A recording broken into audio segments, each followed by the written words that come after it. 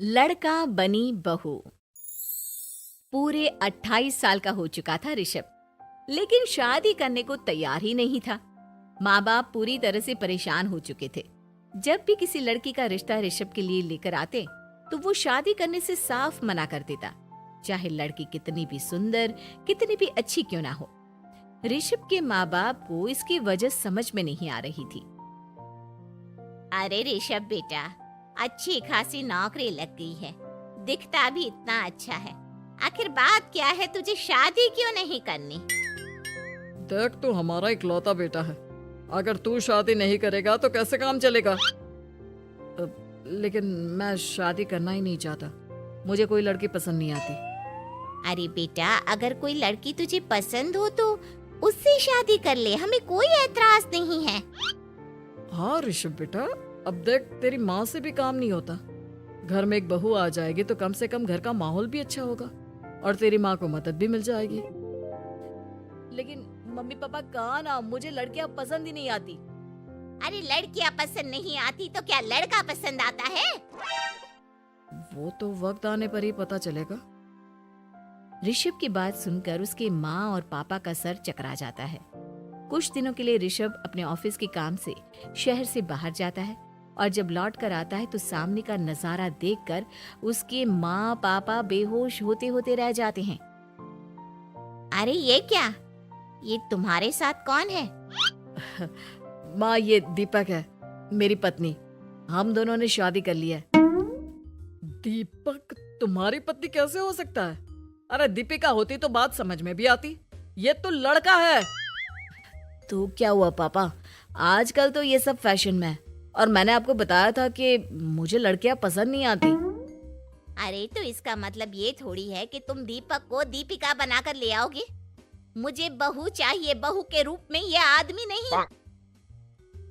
लेकिन मम्मी जी, मैं आपकी बेटे से बहुत प्यार करती हूँ, मेरा मतलब करता हूँ। अरे इसको तो करता हूँ करती हूँ का अंतर भी नहीं पता। लेकर जाए इसे वापस।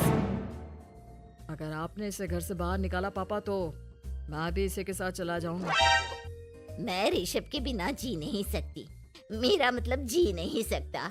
हमारा जिंदगी भर का साथ है, प्लीज हमें अलग मत कीजिए मम्मी जी, पापा जी। हे भगवान, ये तूने क्या दिन दिखाया? मेरे बेटे को थोड़ी अकल दे दे, लड़के को बहू बनाकर घर में ले आया है। अब क्या होगा, हम दुनिया को क्या मुंह दिखाएंगे? माँ, बेकार में परेशान हो रही हो। दीपक आपके सारे काम करेगी और एक अच्छी बहू की तरह आपके साथ रहेगी, देखना। पहले तो खुद तो क्लियर कर ले कि यह कुछ करेगा या करेगी, बाद में हम सोचते हैं कि हम क्या करें। बहू के आने के बाद क्या करते हैं, मुंह दिखाई की रस्म, तो आप भी वही कर लीजिए। आप चाहे तो मैं पूरे मोहल्ले में न्योता दे आती हूँ। अरे रहने दे, तेरी वजह से बेइज्जती और ज्यादा होगी। आई बड़ी, अब मेरा मतलब है आया बड़ा न्योता देने वाला। अगले दिन सुबह के वक्त दीपक बड़ी नजाकत से चलता हुआ सबके लिए चाय बनाकर सुबह सुबह बालकनी में आ जाता है। प्रणाम मम्मी जी, प्रणाम पापा जी। ये देखिए, चाय बिल्कुल आपकी पसंद की है। मुझे ऋषभ ने सब कुछ बता दिया था कि आपको क्या क्या पसंद है। हे भगवान, ये सब क्या हो रहा है? ये क्या नौटंकी है? नौटंकी कहाँ है? माँ देखिए तो, मेरा दीपक आपका कितना ख्याल रख रहा है। लाओ, अब जो भी है, जैसी भी है, चाय पियेंगे ही सही। थोड़ी देर के बाद, वैसे दीपक, चाय तो तुमने बहुत अच्छी बनाई है। चलो कुछ तो अच्छा हुआ। अगले दिन, अजी सुनते हैं, आज पैरों में बड़ा दर्द हो रहा है। लग रहा है घुटनों में फिर से कुछ न कुछ प्रॉब्लम हो रही है। डॉक्टर ने वो दवाई दी थी, उसकी मालिश करो ना अपने घुटनों पर, आराम मिल जाएगा। वो क्या है ना, खुद के हाथों से ठीक से मालिश नहीं हो पाती। अरे मम्मी जी, आपको परेशान होने की क्या जरूरत है, मैं हूँ ना। लाइए, मैं आपके पैरों पर मालिश कर देता हूँ, मेरा मतलब कर देती हूँ। अरे रहने दे, रहने दे। घर में बहू होती तो सेवा करती, यहाँ तो आदमी बहू बनकर बैठा हुआ है। मम्मी जी नाराज मत होइए, एक बार मुझे मौका तो दीजिए आपकी सेवा करने का। अच्छा ठीक है, ये ले दवाई लगा दे। दीपक बहुत अच्छे तरीके से घुटनों की मालिश करता है। थोड़ी देर के बाद इतना आराम मिल रहा है क्या बताऊं, ऐसा लग रहा है मेरे घुटनों में कभी तकलीफ थी ही नहीं। लगता है तुम्हारी लड़का बनी हुई बहू तुम्हें पसंद आने लगी है। ऐसा कुछ भी नहीं है, वो तो बस इतने अच्छे से मालिश की इसलिए मैंने इसकी तारीफ कर दी। मम्मी जी पापा जी आपस में लड़ाई नहीं करते। अच्छा आप ये बताइए शाम के खाने में क्या खाएंगे? पनीर दाल मखनी पुलाव कुछ भी स्पेशल बता दीजिए। अरे भाई ये सारी चीजें मुझे तो खाने में बहुत ही पसंद है। तुम क्या कोई औरत हो जो पनीर दाल मखनी बनाओगी? हाँ, अरे लड़का हो तो लड़के की तरह बिहेव किया करो ना। भले ही मैं लड़का हूँ तो क्या हुआ, अब तो मैं ऋषभ की पत्नी और आपके घर की बहू हूँ, तो मुझे उसी तरह से रहना पड़ेगा ना। अच्छा ठीक है, जो तुम्हें पसंद है बना लो। आदमी रसोई में खाना बनाते हुए कैसे लगते हैं जरा मैं भी तो देखूं।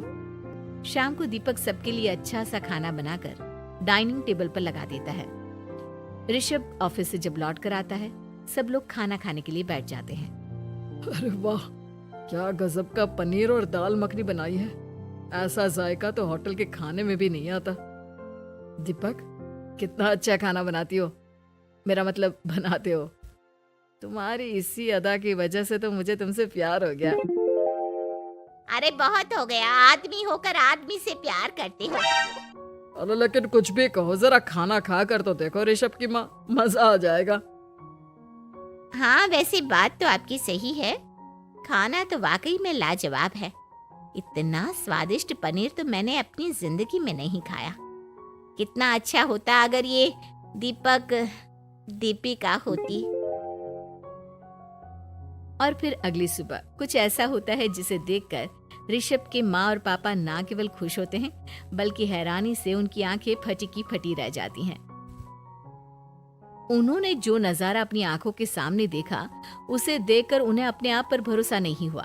सुबह का वक्त था, सब लोग बालकनी में बैठकर सुबह की चाय का इंतजार कर रहे थे। तभी रसोई में से एक बहुत ही खूबसूरत लड़की जिसके लंबे लंबे बाल थे और जिसने साड़ी पहनी हुई थी, हाथ में चाय की ट्रे लेकर वहां आती है। अरे ये कौन है? रातों रात हमारा लड़की बहू बन गया क्या? मुझे लगता है कोई सपना देख रहा है। इतनी सुंदर बहू तो हमने सपने में भी नहीं देखी। देखा माँ, जादू हो गया जादू। अरे लेकिन ये है कौन? तुम्हारा वो आदमी वाला पत्नी कहाँ चला गया? आपने मुझे पहचाना नहीं? मैं दीपक नहीं दीपिका हूँ। इतने दिन से लड़के के कपड़े पहनकर आपके घर में आपकी बहू बनी हुई थी। माँ ये दीपक नहीं, दरअसल ये दीपिका थी, लेकिन इसे लड़कों की तरह रहने का शौक था और इसे लड़की की तरह रहना मंजूर नहीं था, इसलिए मैं इसे लड़के के रूप में आपकी बहू बनाकर यहाँ ले आया। तो फिर अचानक ये उसका हृदय परिवर्तन और रूप परिवर्तन कैसे हो गया? वो क्या है ना, मुझे बाद में एहसास हुआ कि आप लोग इस बात को लेकर बहुत दुखी हैं कि आपकी बेटी ने एक लड़की के साथ शादी की है, इसलिए मैं अपने असली रूप में वापस आ गई। हमने कोई पुण्य कर्म किए होंगे जो तुम्हारे जैसा, मेरा मतलब तुम्हारे जैसी बहू मिली, इतनी खूबसूरत और इतना ख्याल रखने वाली। भला हो भगवान का कि हमें लड़की बहू मिली है, लड़का बहू नहीं।